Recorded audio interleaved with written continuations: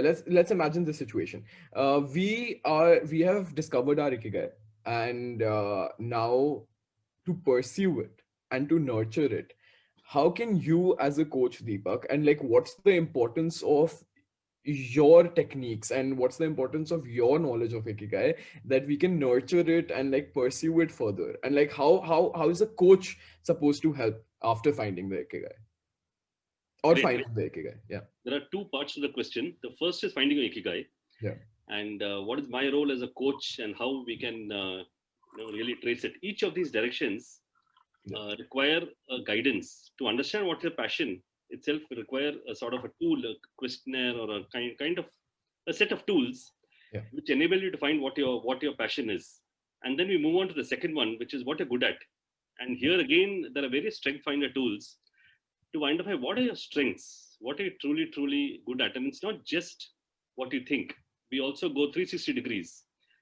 So there are interviews which I make the clients do for example, let's take your example since you're here. Yeah. So what do clients say which is good about you? What does your wife say which is good about you, or your parents, or your children, or your friends?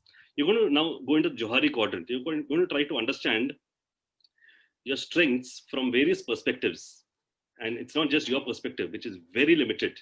You're Yeah. going to try to look at a greater perspective, and there's a huge methodology of trying to do that, which is the second direction, which is west. I'm going to copy that terminology. Yeah. And then we go to east. Which are those particular areas in the world, and there's a huge of it, and again, tools around it which can really connect to you, which you can do even as a volunteer. And for that, actually, you need to go back to all the 23 years of your life. What are the various activities you've done in your childhood, in your school, in your college, etc., for which you just went on doing as a volunteer? And if you look back, it's possible. Oh, hold on, did I join NCC, or did I do this? Or if a person is in middle age, what are the various things that he has done, as general volunteer, not forced volunteer? Now, this gives a hint to myself. This gives a hint to the person as what the third direction is. What are the various things that really connect to me? And when you do this, then you have to actually research in various geographies and see which part of the world can you get the value, where you'll be valued. So the fourth area, which is what you can paid for, is also where you can show value and where you will be valued yourself, where you're priceless. And that's the first part of tracing your ikigai. It's a process. It takes time because the entire journey is not so easy. Yeah.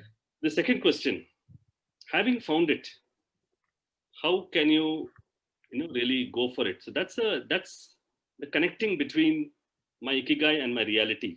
How Yeah. can I really go for it?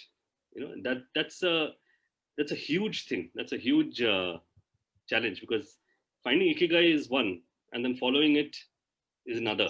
Yeah. That's And a task. that's a big To task. amalgamate it to reality itself, that's a big task, and that's where you come in. That's finding it and facilitating, because Deepak, to be very honest, like we have had clients, we have testimonies, have clients, and people have been speaking about like how Deepak helps in bringing these how finding their ikigai, and especially he deals in bringing those ikigai out in the real world and amalgamating the real world and your ikigai, and to get paid for it at the end of the day, to get paid for it, and it enhances you as a person. Your personality enhances. The negative thoughts start to go away, leading a very positive happy life, leading a healthy life.